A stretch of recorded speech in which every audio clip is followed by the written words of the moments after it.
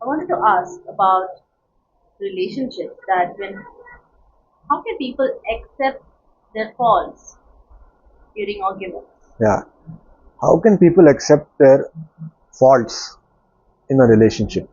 Whether it is a relationship between man and woman, husband and wife, mother and daughter, brother and sister, uh, between two friends, how can people accept their faults, right? So, how can someone accept their fault? Why don't people accept their faults? So, maybe if we know the reasons why people don't accept their faults, we can figure out a solution for each of those reasons. One reason why people don't accept their faults is that they don't think they have done anything wrong, right?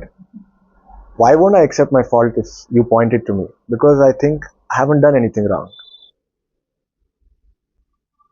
Second reason why I may not accept a fault, because there's no clear right and wrong Hmm. in the world. Hmm.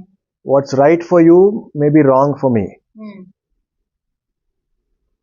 So this is again connected to the first reason, that I don't think I have done something wrong. You think so, Yeah. right? And so I don't accept my fault. Oh. So first of all, we all have to understand as two people in a relationship.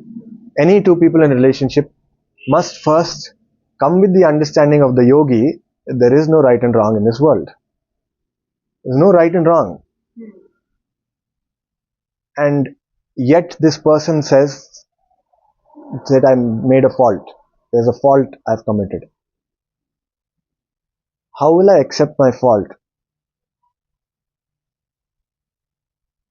And and two people come with the understanding that there is no right and wrong in this world. And yet this person says, hey, you did something wrong there. Hmm.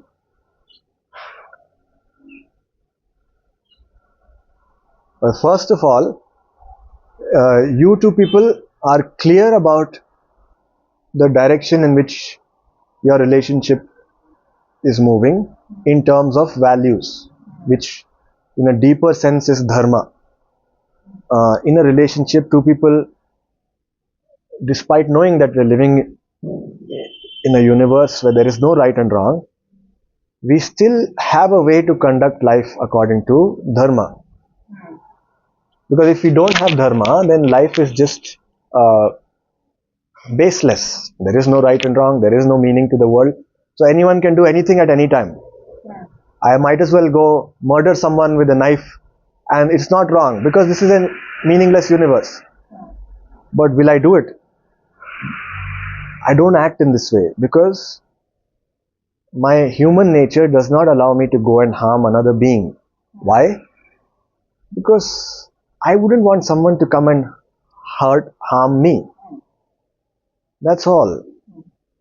Just the simple fact that everyone is trying to lead a peaceful life, and I don't want to receive any damage to myself. I don't want to receive any harm from another, and therefore, naturally, I don't harm another. It's simple. That is nature. People call it love, people call it heartfulness, people call it, oh, love is the answer to everything in the universe. This is why it is, right? It's so simple. It's as simple as this. Hey, we're all trying to lead a life in this world. We don't know how to, we're figuring it out. We're all living beings. I don't want to lose my life. I don't want to feel hurt. And so, neither do you.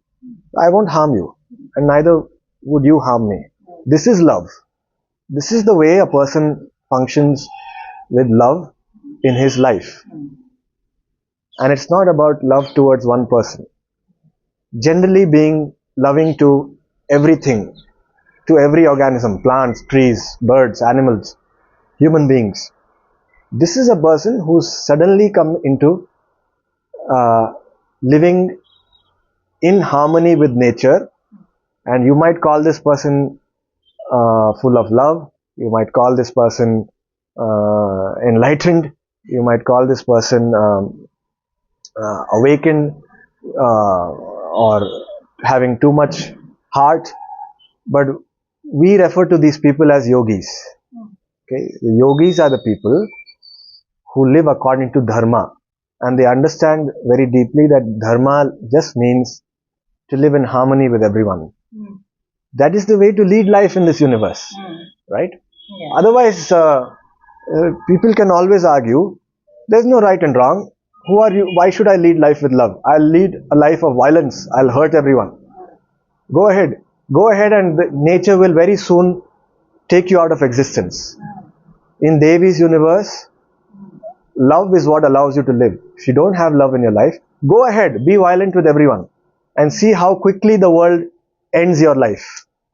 Right? If you become a person that wants to go and hurt the dog on the street, go and say something rude to the person next to you, go and behave rashly with other people, very soon your life will fall into misery, and your life will be taken out of existence. Okay, so it's a very simple law to function with care for people. This is the law of Devi's universe. Okay, so that's what love is, to function with love, and love takes life forward. Now, with this understanding that we are living in a meaningless universe, but dharma is to just be kind to people, because they are kind to me. And you would ask, so we're just creating a fake, a false value, because there is no meaning in the universe, and we're just creating a false meaning, which is, I must be good to another. Is dharma a false concept that we have created in order to lead a peaceful life? Is living according to dharma, to be kind to people, is that just a false concept because we can see very clearly this is a meaningless universe? Well, then ask yourself, if you are smart enough to think so much about dharma must be false and this is a meaningless universe, because this is what the intellectuals do today. They are so smart, they want to turn every argument into something else and prove the other person wrong. So if you are so smart that you have been able to consider this fact that dharma might just be a false concept in this meaningless universe. There's no meaning to the universe, it's just right, there's no right and wrong. Great. So you came to this point with your really smart intellectual thinking. Now take it one step further, be more intellectual, be even more smart, and ask yourself, and what's the meaning behind what I'm thinking? Is there any meaning to this thought that dharma is a false concept, that we're living in a meaningless universe? What is the meaning to this thought? Is there a meaning to this thought? We are living in a meaningless universe. If you really understand that we are living in a meaningless universe, then none of your thoughts have any meaning, right? None of your thought matters. You thinking and being so smart about, oh, we are living in a meaningless universe, there's no right and wrong, you can't tell me that love is the way. This thought of yours has no meaning. None of your thought has any meaning in a meaningless universe. Now can you live? Are you able to have the courage to go that far intellectually? Because intellectuals can't go that far. They don't have the courage. They want to stop at, conveniently they want to stop at, we're living in a meaningless universe. No one can tell me what's right and wrong. Go one step further and ask yourself, wait, the fact that I'm so confidently saying that this is a meaningless universe, there is no right and wrong, this has no meaning. My thoughts have no meaning. And then the true intellectual enters into meditation. The true intellectual, not the so-called intellectuals who want to appear smart. The true intellectual then enters into meditation because he realizes, oops, I have to turn this on myself now. The thing that I've been putting out there, that this is a meaningless universe, there is no right and wrong, my thoughts have no meaning. If my thoughts have no meaning, then everything I'm thinking about has no meaning. That means everything that I consider so valuable in my intellect has no meaning. And when you truly understand this, how do you behave? If every thought of yours has no meaning, how will you act in this world? Because you say, if there's no meaning to the universe, let me go enjoy my life as I like to. Well, this thought has no meaning. Let me go enjoy my life. That thought has no meaning. Why should you? What made that right? Who told you that's right? There's no right and wrong in this universe. If your thought says, let me just be concerned with myself, because this is a meaningless universe. Let me just enjoy my life as I please. Well, this thought has no meaning. How can you? If your thought says, let me find a great place for myself where I can be safe and comfortable in this meaningless universe. Who told you that has meaning? None of your thoughts have meaning. And when none of your thoughts have meaning, that's where Dharma begins. Now Dharma is not a concept with which you are acting, that I must be kind to people. That's why I behave in such a way. You are not giving importance to any thought of yours because you realize this is a meaningless universe. You truly realize that you're living in a world where there is no right and wrong. There is no meaning to anything. There is no meaning to your thoughts. Your action now does not come out of your self-centered thought because you're constantly aware, hey, every thought that's emerging has no meaning. Every thought that I'm thinking about has no meaning right now. So, your behavior is now no more based on your thinking. So, what action emerges out of your being? Just a very natural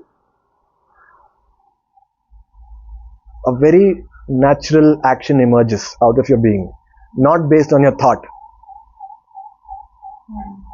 An action that is completely in sync with your current environment, completely in harmony with your current environment, which is if you're sitting with a group of people, you're just sitting with a dog, you're just in tune with the dog, with the person. And there is no meaning to your thought in that situation. So now what is happening? Because there's no meaning given to your thought, your senses are working. My senses are now alive because I'm not lost in my thought, because I'm realizing every moment that every thought I have has no meaning. So my senses are now alive. I'm able to see the beauty of the scenery in front of me, the sky. I'm able to see that there's a person with me. I'm able to see that I have a body. And an action emerges out of it. That action is Dharma. And you will find that that action is always harmonious with nature. It's always non-violent. That action doesn't seek to harm anyone in any way. Though it is not based on thought. It is not based on any concept of kindness. But that action is very kind. That is Dharma. Okay, now this is the context for human beings to arrive at relationships. I'm arriving at a relationship with a person, knowing that we're living in a meaningless universe. Knowing that there is no right and wrong. Knowing that none of my thoughts have any meaning. And so I am just natural. I'm just a natural human being. I'm just trying to lead my life with this person. And so kindness is very natural, not based on a concept, not something you have to wake up every day and tell yourself in the mirror that you must be a kind person. No. Because none of your thoughts are important, you naturally are kind.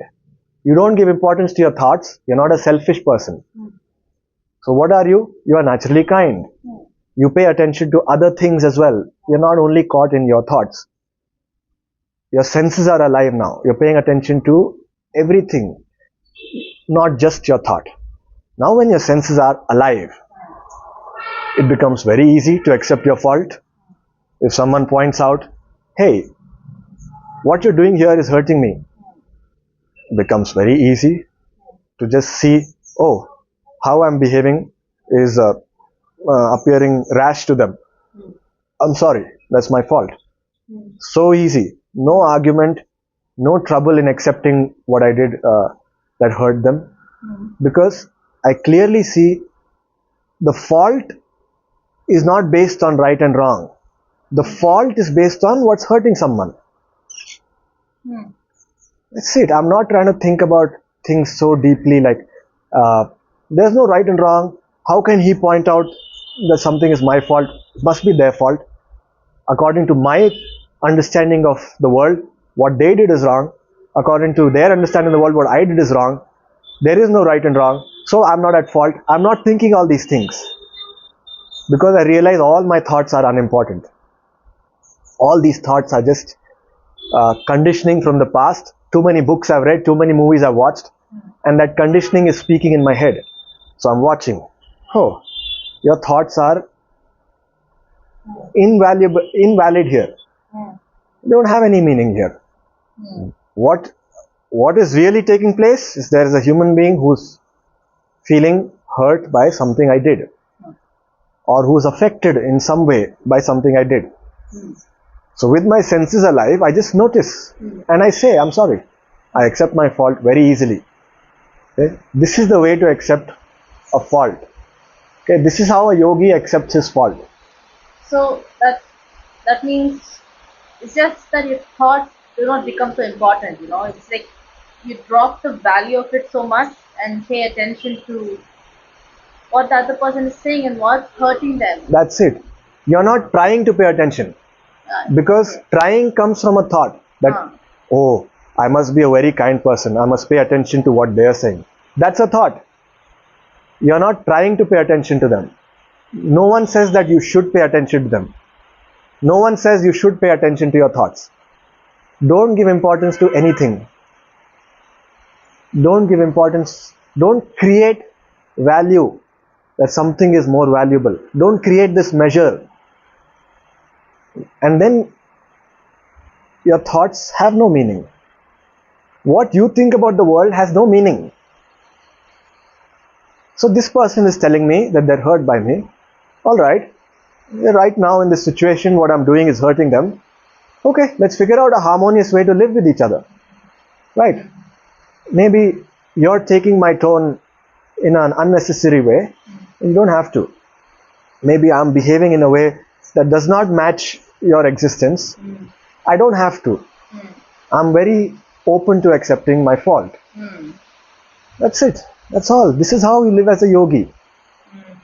A yogi is not against relationships. He very well is involved in relationships because he is not concerned so much with his thoughts.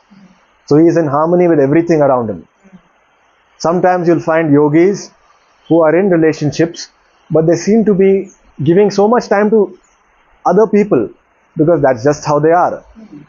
They do not value the relationship of their lover so much that they are blind to reality.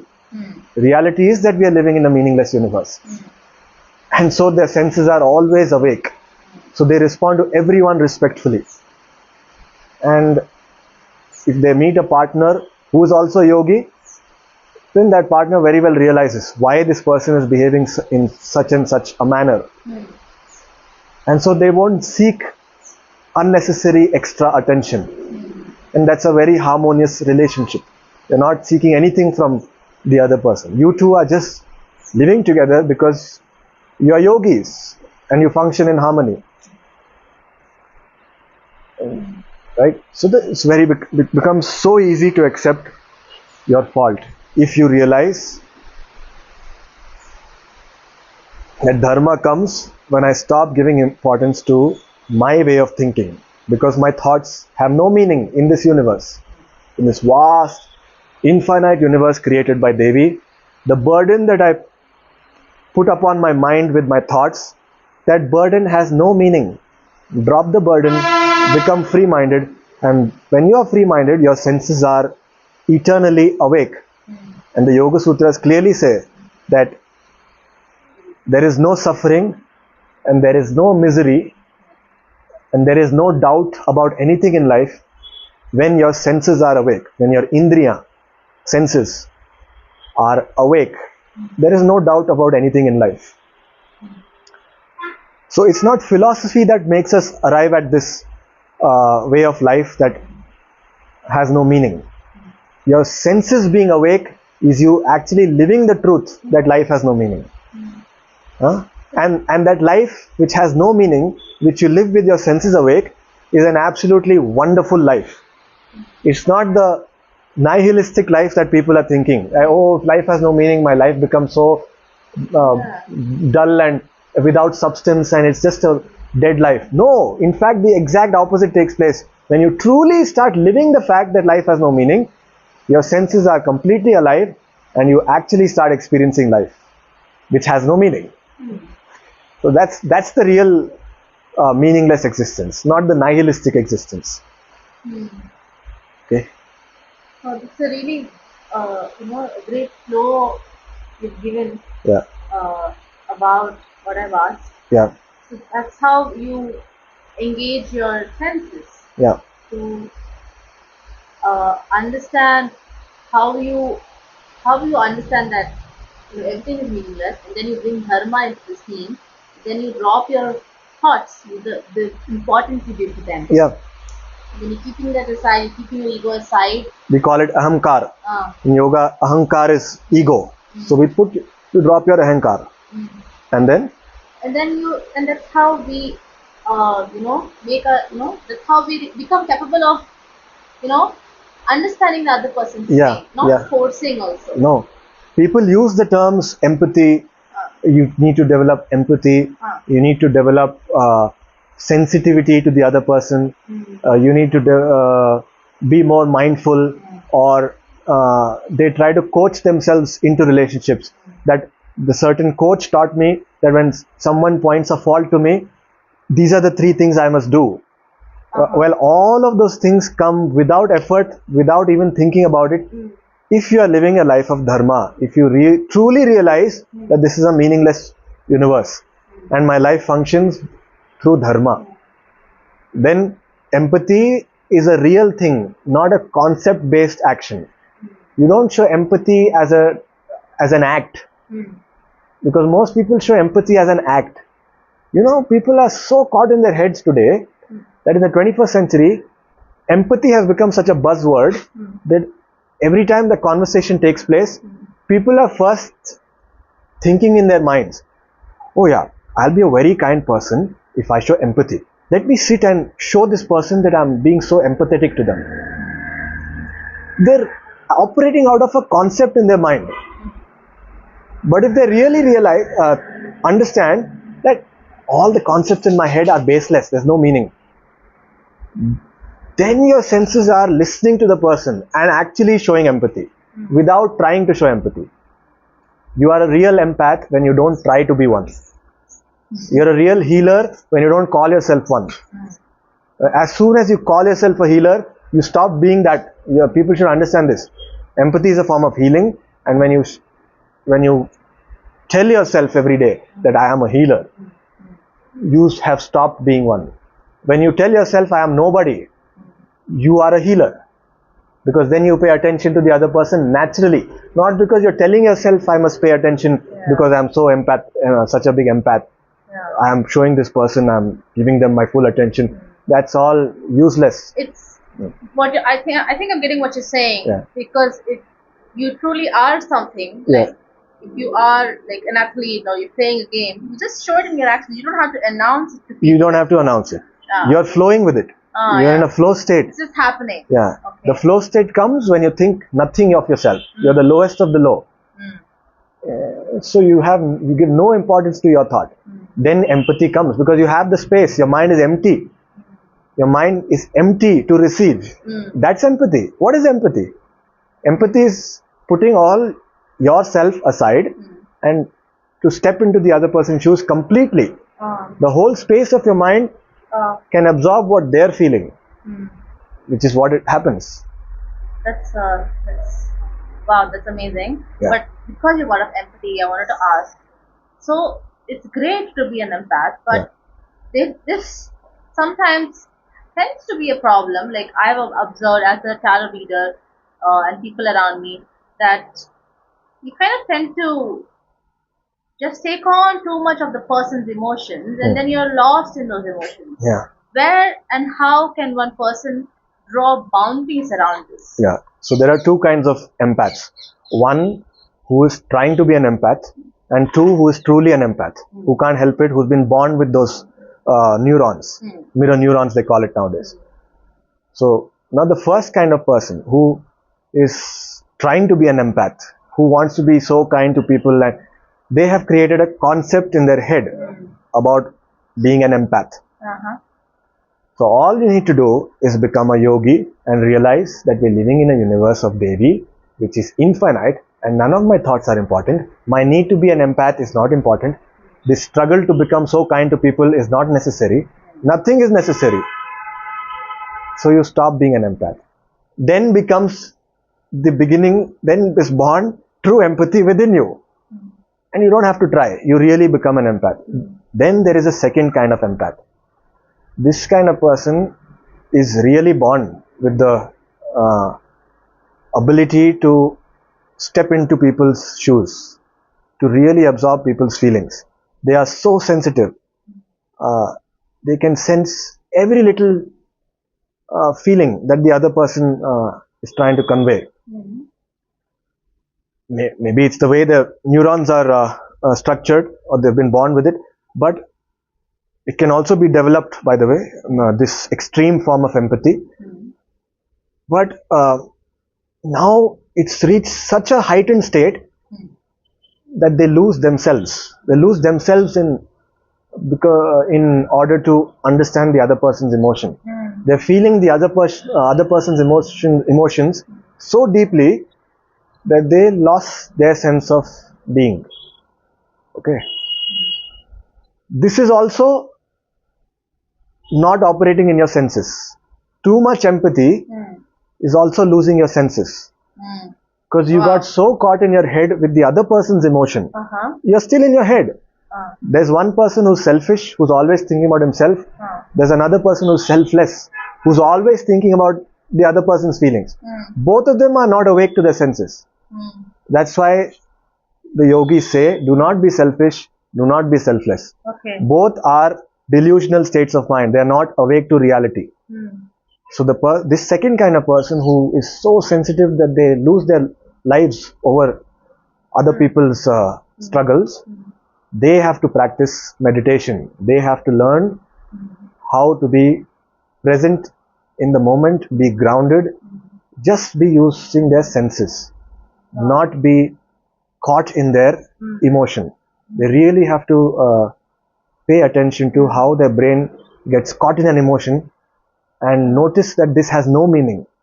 Me getting caught in someone else's feelings has no meaning in this infinite universe. As soon as you start coming back to this point that there is no meaning to anything in this universe, now you're a being who's functioning like a yogi. Now you're awake to the present reality. Even when you are being kind to the other person, even when you are noticing this person is struggling through some emotion, you're being empathetic to them, yet your brain is awake enough to the bigger reality, which is my mirroring that person's emotion is just a small part of this big universe. So I'm not caught in that emotion anymore. My senses are awake to the universe at all times. This is a very stable person. This is a yogi. No, a yogi never catches any psychological disease or a mental, any neurotic behavior, because their brain is always awake to the fact that this is an infinite universe. They're always aware of this bigger picture. They don't get caught in any emotion.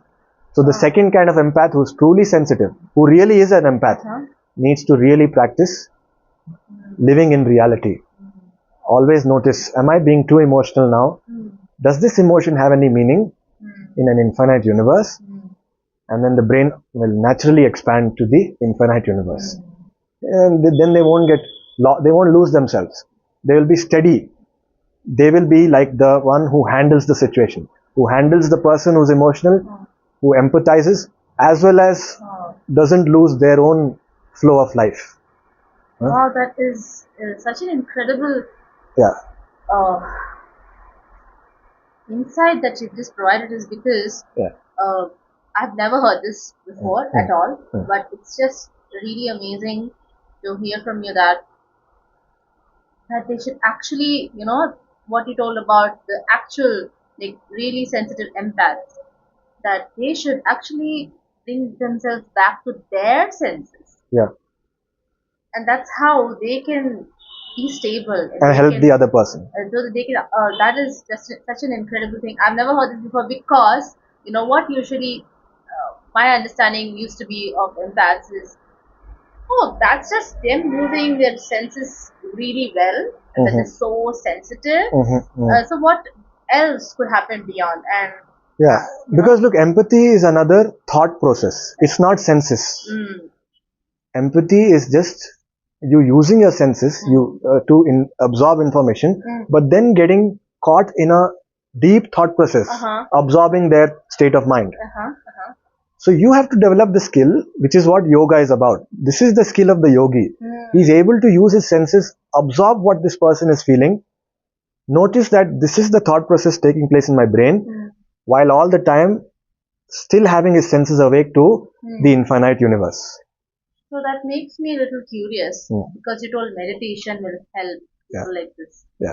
Uh, how do they start? Then what is meditation? How do they meditate? How do they meditate? This is meditation.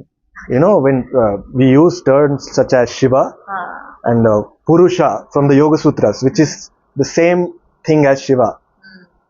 What we are saying in a very, very deep way is, do you have the balls to live in an infinite universe? This is all a yogi is doing. Okay. Shiva is equivalent to saying to an atheist, this is an infinite, meaningless universe. Only difference is Shiva is actual fact, whereas stating that an infinite universe is just a statement. It's just an intellectual argument. Doesn't mean anything until you start living it. Living it is Shiva. Talking about it is intellectual brilliance. Okay. So, how do you meditate? Is you take your intellectual thought process, which is very clear, which is very logical, very scientific, which is noticing that, hey, there is an infinite sky in front of me right now as we are speaking. There's an infinite sky, beyond that is space, and there's an infinite universe. I am just a speck of dust, less than that in this universe, less than a speck of dust in this universe. And period, and stop there. To be able to reach that understanding of reality and put a full stop to your thinking there. Period. What people do is, I am living in an infinite universe which is meaningless. So how do I live? That statement comes next. That means they never even understood this prior statement, which is we are living in an infinite universe. The moment you truly see this fact that this is an infinite, meaningless universe, the question doesn't arise, how do I live? Because that question has no meaning. How do I live has no meaning. So, this is an infinite, meaningless universe, period. No question. The question has no meaning. What am I supposed to do? No question. It has no meaning. Then how am I supposed to live? This question has no meaning. Every time the question arises, you nullify it with the power of Shiva. You nullify it with the actual living being who knows this is an infinite universe. That living being is Shiva. So Shiva is burning everything with his third eye all the time. That's why they say the Shiva's third eye burns everything down. Because Shiva's third eye notices there is no meaning to anything. So he's burnt everything. So he doesn't ask the question, so how do I live? If there's no meaning, how do I live? He burns that question down. That is meditation. This is meditation. What we are talking about now, if we are truly doing this as we are speaking, then this is meditation. And as you keep doing this, as you become really good at this, there comes a point in your day when you want to sit down and just not move because there's no need to move. Then this yogic picture of a man sitting quietly and with his eyes closed comes naturally. You didn't try to sit in Padmasana and then what is meditation? You didn't try to do any of it because it has no meaning. Shiva never tried to sit in meditation. Shiva is already burning everything down. He is burning every meaning in the universe down.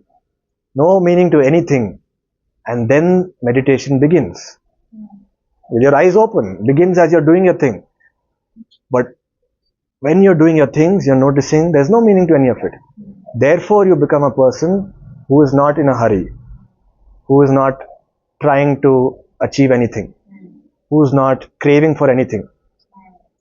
Your desires drop, everything drops, and naturally you assume a position which is quiet, which is your eyes closed, which is just observing the play of phenomena in Devi's universe and noticing that there is no meaning to anything, and then reaching a point where he notices himself constantly repeating that there is no meaning to anything, sees that there is no meaning to that repetition itself, and drops even that.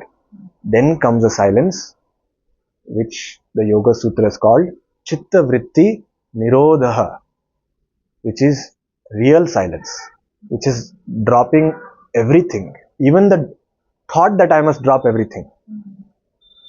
So nothing is going on in this person's mind. He's absolutely in touch with the universe, completely. This person is in complete touch with the reality of the universe. That's why that term is called Shiva. That is meditation. So these empaths need to see reality more. They need to see this fact that Shiva means infinite, meaningless universe. Am I able to live it, or am I just talking about it? Am I intellectually getting this fact but not living it? Notice this. Look, now we are meditating just to notice that I am not living this. Am I living it? That question triggers meditation. So that's how the empaths need to arrive at meditation. That's how you do this. Can you elaborate a little more on this? In what way? Elaborate how? Like. So can you just show it with an example, because so that people can get it better way. Yeah, I can show you an example. I have been in relationships, even with my parents. There have been conflicts, even with people who I've been in relationship with, even with my friends. And there have been times when I'm trying to show something to them that is affecting my life in some kind of way that I don't like. It's hurting me in some way. And they don't get it the first time. Now, though I am feeling hurt, or though I am losing energy because of their action, and though since I am a human being, frustration begins to rise in me. Frustration rises in me. Why are they not getting it? Because I'm a human being. That's natural for me, not God. But as frustration rises, I notice the frustration.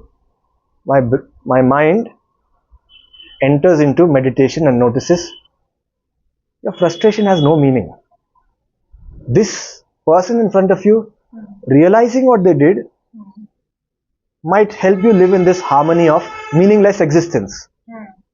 Okay? So your frustration has no meaning. And so immediately I am not losing energy in my anger and frustration there. I am able to sit down and patiently have a conversation with them for as long as it takes. It might take hours, and it has taken hours in some cases, for hours, maybe the whole night sometimes, to explain to them, because people don't accept things so easily. But if you don't get frustrated, you can still maintain the same energy. You're not losing any energy. You're very patient, and that comes across to them at some point. And if it doesn't, it doesn't. But you don't lose your peace of mind. You don't get triggered so much. You don't create trauma in you that my God, people don't ever understand me. Mm. This trauma uh, burns away at a very superficial level. It doesn't go deep within. Even if it comes up as a thought that people never understand me, Yeah. or he's hurting me, Yeah. or they're not listening to me, it doesn't enter into that deeper layer of your mind, which becomes trauma later on. People Because also tend to feel no one's here to understand no one me, and ever. I'm very lonely. I'm very lonely. There's no hope for me, and there's no- some really negative thoughts. Yeah, this is so. As soon as these thoughts come, you notice these thoughts have no meaning. What? No one is there for me? This thought has no meaning. I am lonely? This thought has no meaning. I am so afraid for myself? This fear has no meaning. So the fear just drops. It drops into something we call the Mooladhara chakra, which is at the base of the spine, which I don't want to explain. But this is the process that takes place. When you drop that thought, where does it go? It goes down into the Mooladhara chakra, which is connected to the earth. So you get grounded. Look at English, we use terms such as grounding these days. This was way thousands of years ago known by the yogis. They called it the Mooladhara chakra. Okay, when you drop your thoughts, you become grounded. You're no more unstable. So Mooladhara chakra is a real thing. But all that aside, when you drop these thoughts about your pain, your fear, what happens to me, who cares about me, no one cares, I'm lonely, just drop all these thoughts in. It has no meaning in this meaningless universe. Then you are now a living yogi. You are now a person who's eligible to understand the Yoga Sutras. Okay, because you're actually living that truth. You're not just thinking that truth. You're living that truth. You're dropping all your thoughts into the Mooladhara. You start to assume this energy that never drops. People don't seem to understand why you never get frustrated, and you can talk about an issue for hours. People get frustrated about the issue that you're trying to point to them, but you don't get frustrated because you're always noticing that my thoughts have no meaning, my frustration has no meaning. So it just burns away as soon as it begins. It burns. It doesn't become deeper and deeper. It doesn't grab hold of your mind in that really strong way where you become a diseased person, where you have trauma. Wow, that whatever we just spoke, this gave me shivers in a nice way, and it was very powerful. Yeah. But keeping that in my mind, I wanted to ask you this one way that we are understanding here that everything is meaningless. This thought is meaningless.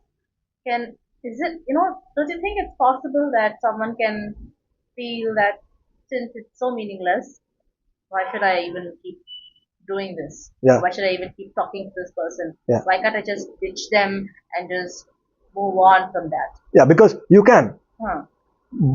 Why does that thought come? That thought comes out of selfishness. Why should I care about this person? Why don't I just leave them and go enjoy my life? As a yogi, you notice the selfishness when it arises and you drop it because it has no meaning. Selfishness here, what I'm trying to understand, correct me if it's not right, that I don't care about them. Is neglecting that the other person is in pain. Yeah. No. The negligence that the other person, unless they understand it, they won't correct their mistake. They will remain this person who keeps behaving in ways that hurt me or hurt people. So I'm ready to have a conversation with them in my relationship with them. Okay. Things that hurt me, I can point out to them. I can't point them everything that they do. Doesn't matter. It's not important. Okay. It's coming from a place of very natural behavior. Extreme care. Yeah, care is natural. And it's not extreme care. Okay. Extreme care causes hurt to me. Because look how hard I try to care for them and they're not getting it. No, that hurts me. Nothing's hurting me here. Okay. I'm trying to care for them because I know that this will help us live harmoniously.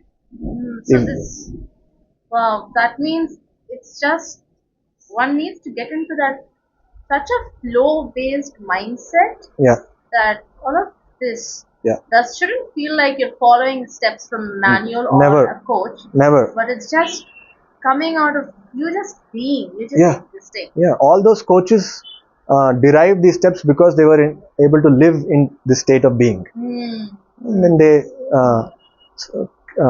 Yeah. cut it down. Yeah. They codified it. If you want to follow a code of system, the best codified system is yoga. Yoga Sutras of Patanjali. Patanjali codified this way of living into a beautiful system of sutras, a system of thoughts. That is the deepest insight into the human mind that I've ever read.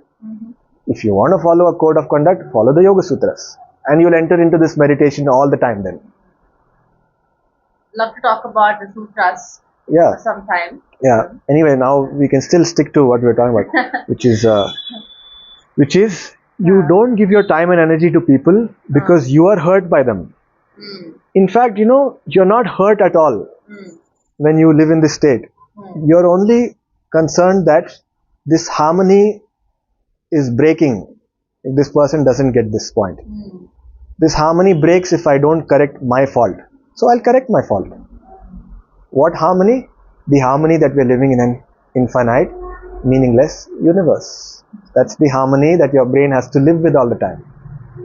So if someone's pointing out in a relationship, hey, what you did hurt me, I'll immediately notice my senses are alive, this person is hurt, and I'll be able to correct my fault. I'll take care of what I'm doing that's hurting them. And if my senses tell me that this person is not being accurate, I haven't done what this person has said I've done, then I'll politely talk to them. I'll have a conversation with them. Communication is the greatest material skill of the yogi. It's not doing yogasana. It's not being able to do a headstand for 1 hour. It's not being able to do some pranayama and breathe for an hour. The greatest skill of the yogi is to be able to have conversation without losing his energy. That is the great. Because you call it material skill. Yes, it's a material skill because communication takes place for material needs. Every form of communication takes place to achieve something in the material world. Okay. Huh? Understood. Yes. So, I see it now. So it's really cool. Yeah. So material needs, material skill. The greatest skill is to be able to communicate without losing energy. Please, you should note this fact. I'm saying to be able to communicate without losing energy is the greatest skill. Not just communicate well. Because many people can communicate very well and they lose their energy. Many people are bad at communicating, which is anyway no skill. You can have a conversation with someone without losing your energy. That is the skill of the yogi. Okay, so in relationships, that's the only skill you need. You don't need the skill of impressing your loved one. You don't need to be romantic. You need to be very good at communication. Then the person wants to live with you. And good communication comes through using your senses. So we were talking about something 1 minute ago about about how relationships take place, how a yogi lives in relationship. So a yogi solves problem by using his senses, not by through any concept, not through any idea of how a relationship should be, but just through using his senses. He becomes good at communication because his senses are alive. He knows what the other person needs. He is good at communication, so he can fix his error and he can point politely to the other person when they make an error. Okay, and if they don't accept their error, then naturally the yogi will drift apart because this guy is not getting it. This guy is not operating at my level of meaningless infinite existence. Is finding it so hard to see my point. They're so caught in their self that they have given too much value to themselves. They're not able to see that, hey, end of the day, this is a meaningless universe. So then the yogi won't lose energy over it. They'll move away. Disengage where you cannot agree. Disengage where you disagree. That's where this term comes from. So to always be at that base level that, hey, I don't take myself too seriously. Neither uh, do you in this relationship, and in order to live in coexistence with each other, this what you're doing is hurting me. Do you see that? And they, being alive to their senses, see it, and they immediately say, sure, I made a fault, and I'm sorry. And if they haven't made the fault, they just talk about it, that I meant it in this way. And then this person, being a yogi, can see, oh, you meant it that way, then no problem, then we're good. And conversation takes place so happily. It takes place with a smile. There's no crying, screaming, conflict, and trauma and abuse, cursing. None of this happens if two people realize there's a base, meaningless existence to all of this. There's Shiva. And in this world, since I have a body, you have a body, we have to live. We're living. And for this body to function well, what you're doing is hurting me. That's your fault. Can you please not? And the yogi gets it and says, no, I won't. There's no problem there. There's no problem in relationships if everyone becomes a yogi. Wow. Wow. And that's why I feel everyone in the world needs to become a yogi. This is not a dream. This is not a wishful thinking. This is a necessity. The world that we are in now, it's a necessity that everyone becomes a yogi. Now you'll ask me, hey, the universe is infinite. It doesn't matter what happens to the world. Why do you say that everyone needs to become a yogi? What's so important about it? Nothing is important about it. And yet I'm saying it. Are you aware? Are you awake enough to realize why he's saying it in a meaningless, infinite universe? Then you're a yogi. Okay. So.